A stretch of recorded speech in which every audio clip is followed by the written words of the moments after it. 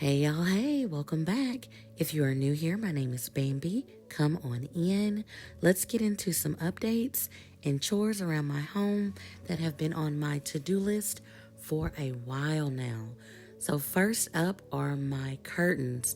So in all the windows in my home, I have some threshold curtains that I purchased from Target some time ago. Initially, when I hung them, I had like a pooling effect on the floor. I really liked that vibe at the time. Then I realized it's not so realistic when it comes to dust and having to sweep and mop. So I decided that I wanted to elevate them off the floor. So that's what I'm doing now. So I'm going from my living room to my bedroom, dining area, and office to adjust the curtains, and I'm moving them up approximately half an inch so that they're no longer on the floor. However, the bottom will skirt the floor, like meet right at floor level. Hang in there and keep watching. We have more updates.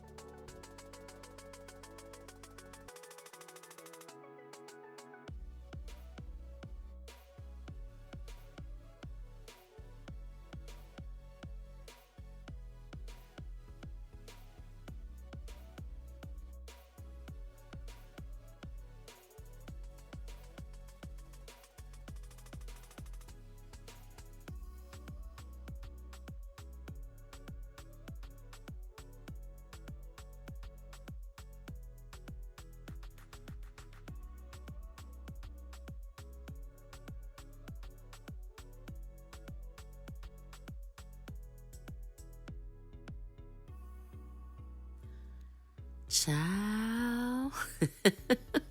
Now on to this closet of mine. Oh my God. Whenever I get an opportunity, I am going to do an entire closet refresh. However, that will not be in this video because I'm already struggling enough. Y'all see, I've been looking like a boy here in these past couple of clips. That's the only way to get the stuff done around the house. But yeah, so I'm basically incorporating those acrylic dividers that I purchased in the previous video in the top of the closet so that I can put extra clothing like t-shirts and leggings and things up there in a more organized manner. I'm basically wiping it off with a microfiber towel and then going back in with a wet cloth. And so this will help me not only get organized, but make my closet more aesthetically pleasing. Because right now it's on the struggle bus. But this is how it's looking. I will be adding more clothes in the future. I just wanted to give you guys a glimpse of the beginning of this process.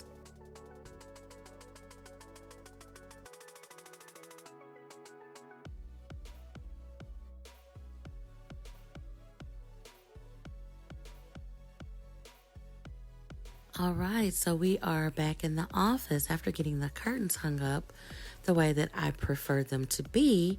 Now I am adjusting the wall prints that were a recent purchase that's over the couch that I have in there, which is also another recent purchase.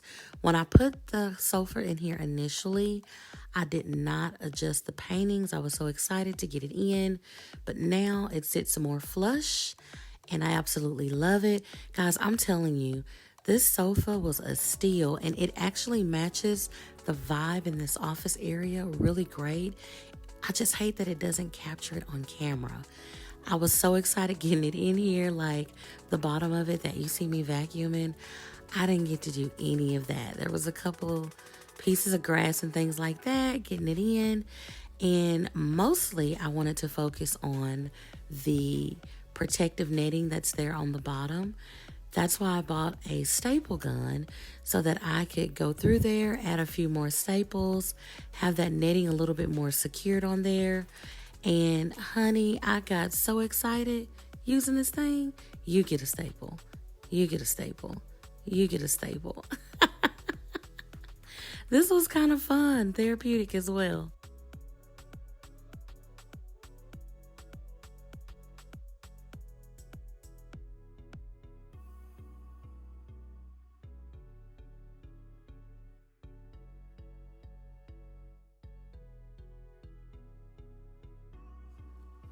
Not me all on the floor putting staples in too. Hey, whatever works, right?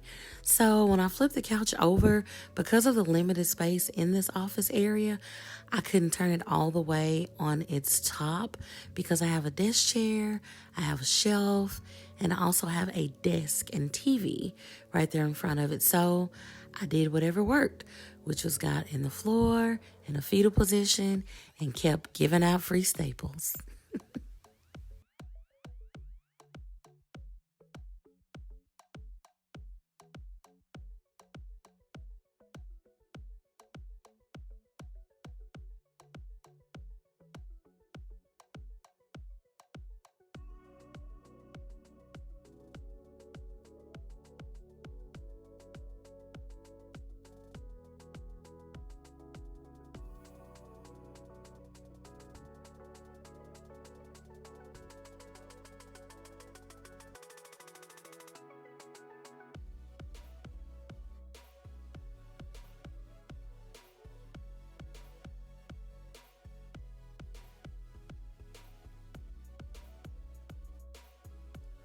Okay, so now we are moving on to spot painting around my home on the walls.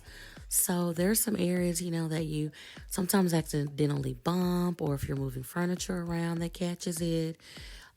Just all kind of things that creates nicks and sometimes takes the paint off the wall. So I'm just going around applying touch-ups to those areas. And speaking of touch-up, check out my right arm. Girl, where did you bump into some paint at on the wall?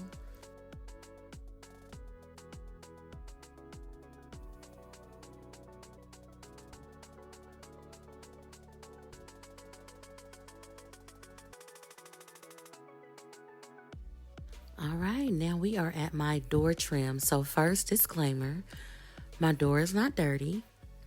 I have no idea what that is and how it got there.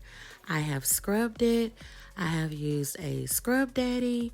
I have used 91% alcohol. I have used the pink stuff, a scrubber.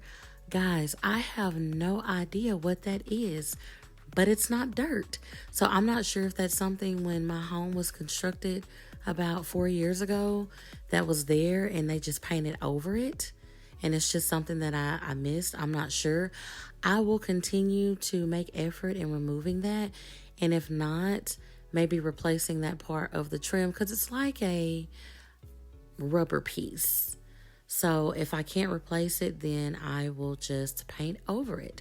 But as you can see, I started out with this white paint, Rust-Oleum paint that I purchased from Tractor Supply. And that paint was stark white. It was like a great, huge contrast. And I'm like, well, I thought my doors were white. So had to run that back. And then I went into Lowe's and got a sample paint for an antique white, as you see me using here. And it is more in line with the color of the doors. So I did that on all the door trims, which is at the back door, front door, and garage door. After I applied the painter's tape at each door, I did 2 coats of paint for each wood trim.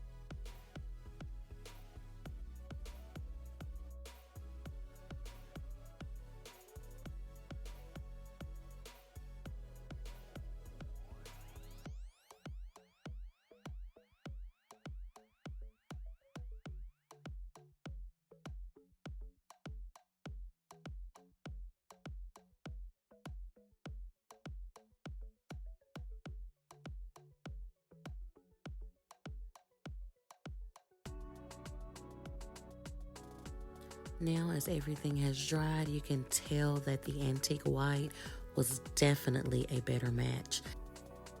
Last but not least, oh my goodness, welcome to the bane of my existence. So, this is an Ikea mom dresser. This dresser is made out of engineered wood, sometimes referred to as veneer and particle board. So, as you can see, I accidentally broke it because that drawer that I just pulled out was overstuffed with clothing. I did not fold anything. I just threw clothing in there. And one day when I went to pull the drawer out, that piece came out with it. As you can see, it's damaged on both ends. So I was trying to get creative on how to fix this small little tiny bar because it was such an eyesore for me. So initially I started out with a screw to try to go in at an angle because you can't go straight up. There's nothing there to support that screw. There's just the other drawer. So that was not realistic. And then as you can see, the screw did not work at an angle. So my next thing was using this Gorilla Glue Gel.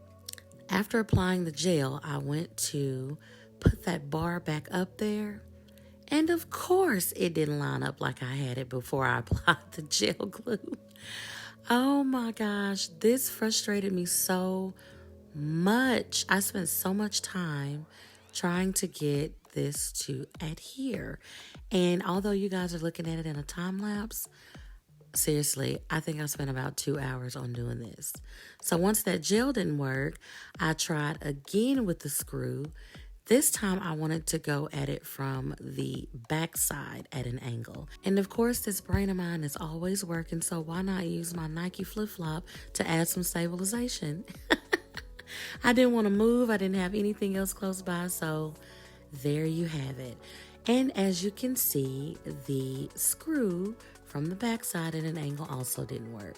So I went back to the drawing board and we are using some super glue from Dollar General and some Gorilla Wood glue from Lowe's. These are just items that were around my home. I didn't film that part of me using those because at this point I was exhausted and frustrated with this dresser.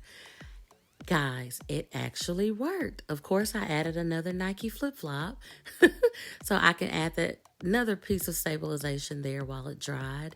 And I am so happy. It is stuck. It is there. It is firm. And my dresser is back to its original state. As always, if you've made it this far, thank you so much for watching. Hit that thumbs up if you enjoyed this video. Also consider subscribing if you're not subscribed already before you leave. For those who are subscribed, don't forget to turn on those notification bells so that you don't miss any future content from me. And I will see you in the next one. Bye.